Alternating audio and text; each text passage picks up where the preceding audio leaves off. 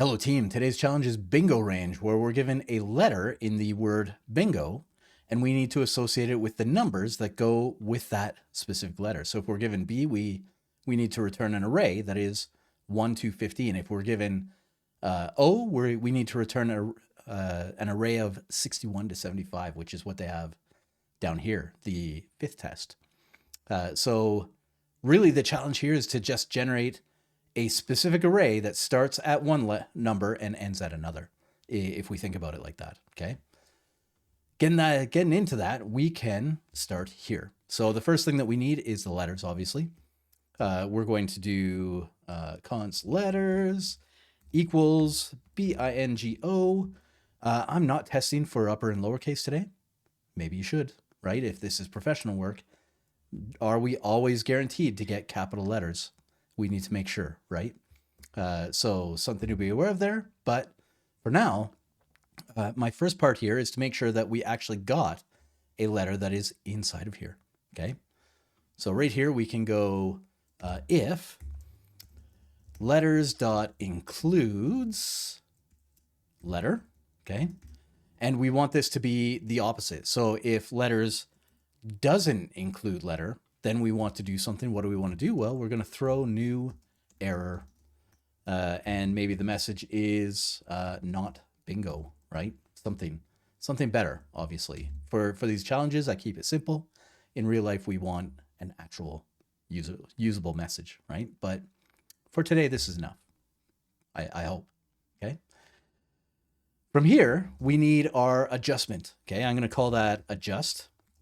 And I'm going to set that equal to letters index of, because we want the index of this letter. You'll see why in a second. Right here, based on the letter. And we're going to multiply that by 15. And that's the catch, right? So now we have our starting place. If it's index 0, that's 0 times 15 is 0. So we're not doing any adjustment. But if it's index 1, which is the I, then we're going to adjust for 15. So when we start looping through these, we can add whatever this adjustment is to that number and get the final result, okay? Which we can totally do right here. So we can return array.from, and what are we doing? Well, we're setting up a length of 15, and then here we get a mapping function, okay? So the first one is the element. We don't really care about the element, but we do care about the index, okay? Which we can use down here. And what do we do? Well, we return index plus 1, right? Because it's 0 indexed and we want to start at 1. So plus 1 plus the adjustment. And at this point, it works. Could I have inlined this, right? Could I have gone here and taken this back and just kind of done it this way? Yeah, it starts to get a little bit messy with the line wrapping and stuff. So for me, I'm okay with this, right? But we can do better. And the reason that I say we can do better is if you search online for how to do an array of numbers, right? A sequence of numbers using JavaScript, they'll probably have array from with this length and using the index to do it, but it's slow. Okay, and what I mean by that is array.from is designed to accept lots of different stuff. You could do array.from anything that is iterable. So array.from letters or array.from another array.from set, array.from map, and you can toss that information in here and it is expected to work along with anything else that's iterable. So this, behind the scenes, it has a lot of different checks to find out what kind of information is actually being passed in, which makes it slow. It makes it terribly slow. Not so slow that it's unusable. It's about 40,000, around 400,000 ops per second, at least on my machine, okay? But we can make it millions of ops per second. And the way that we do that is with a loop. So grabbing this, bringing it down, we're going to change this out. So these first two pieces, actually the first three pieces, we're going to keep, okay? But what we're going to change is all of this. So we're going to get rid of that array.from and change it to be something else. Now this should be a series of numbers because that's what we're doing. We're going to send in an array and we're going to do a for loop, right? So it's going to be for let I equal 1, which saves us having to do this plus 1 later. Wink, wink, right? For I equals 1, I is less than equal to 15, right? Because that's where we're going. A bit of a magic number here with 15 and 15. We could probably clean that up. But moving on, I plus plus.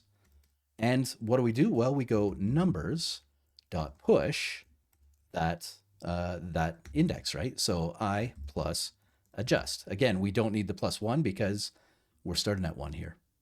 And then, of course, returning. So return numbers, and it works.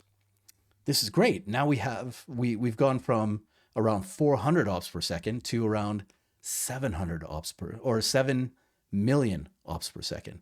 Hugely different, right? Very fast, because now we are only focused on the array, and we are quickly wrapping through it and doing this stuff. We don't have any behind the scenes malarkey that is slowing us down. But we can make it even faster, okay? And the way that we do that is right here. Every time we push into this, we are adding to this array. We are allocating memory. So it needs to go in and create that memory slot and then put this number in. Well, what if we allocated that memory ahead of time, right? Could we make it faster by doing that? And the answer is yes. We can actually increase it by about another 3 million ops per second, making it 10 million ops per second, at least on my machine. Okay, and I'll show you the results of that in a second, but doing that, we grab this again, okay? We come down here and we aren't gonna change much. Instead, what we're gonna change is, instead of this array, we're gonna go new array 15, okay? And what that'll do is it will allocate 15 pieces of memory to this array. So it'll allocate for the array itself and the 15 items that it expects to have in here, right? And then all we do is assign new data to that memory slot. So the memory doesn't change. We don't have to tear it down and rebuild it. Instead, we just go numbers, and we need to do some stuff in here with square brackets. And that's going to be I minus 1, because I started at 1, right? If I wanted to, I could go and change this to 0 and do some stuff. I'm just going to change it because I don't want to change anything else, okay? So right here, I minus 1 is the only thing. We've gone from new array, or we've added new array with 15 items. The key being here that if you try to loop over this, it's not going to loop, right? It's allocated memory, but there's nothing actually in this array, which is kind of weird. So if you try to map over this or stuff like that, you need extra business. I'll show you what that looks like in a few seconds. But this sets up the memory so that we can do stuff fast, okay? And what we do is we update that memory entry to be whatever our number is, and it works. And it works fast. Again, way up here with this one, we had around 400 ops per second. Then we went to around 700 ops per second. Now we're, let me start again. Up here, we're around 400,000 ops per second. With our second example, we're at around 7 million ops per second. And with the last example, we are at over 10 million ops per second. Again, on my computer. Your results might be different, but the proportions or the ratios should be the same. That looks like this, okay?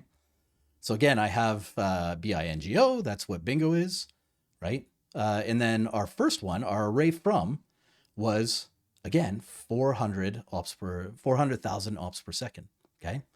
As soon as we did that loop with push, so we changed to a loop with the push, just shy of 700 ops per second. As soon as when we changed it and allocated that memory, right? That's the only thing that we did here. We just changed to using new array instead of creating a new slot in memory every time we loop through. Well, when we did that, we went to over 10 million ops per second, okay? And then as a way of testing this, I tried to go back. So I used that new array. Again, you do have to do a little bit of extra here with the fill. And then, of course, the mapping. And because the mapping has that callback in it, something about this is slowing it right down. It is faster than our first, but it's only about 1.7 million ops per second. So if you're thinking that way, there are faster ways, right? But I mean, depending on your application, 400,000 ops per second might be enough. I would strongly encourage you to go with one of these middle ones, just because faster is always better, right? Especially if it works. And for loops, they've been around forever. They just churn, right? They always work. But this is where we are today. Okay, so we started out with something that worked, but kind of slow, because array.from behind the scenes does everything. It checks to see if you're passing in an array or some kind of special object or a set or a map or even a string, right? Something that is iterable. If you can loop through it, you can send it to array.from, right? And then, of course, mapping over that, the callback itself being kind of slow. So we moved on and we switched to a loop, which was way faster, right? And then we reviewed that in a way where we can actually pre-allocate these spots in memory and make it even faster, right? So from 700 ops to over 10 million. From 7 million ops, I keep screwing that one up, but from 7 million ops up to and over 10 million ops. Again, on my computer, your results might be hopefully better, right? Let me know in the comments. But for now, which one did you like? Which one would you have gone with? Or did you go a completely different route? Let me know all that stuff in the comments. Otherwise, today this has been Bingo Range, and I will see you tomorrow.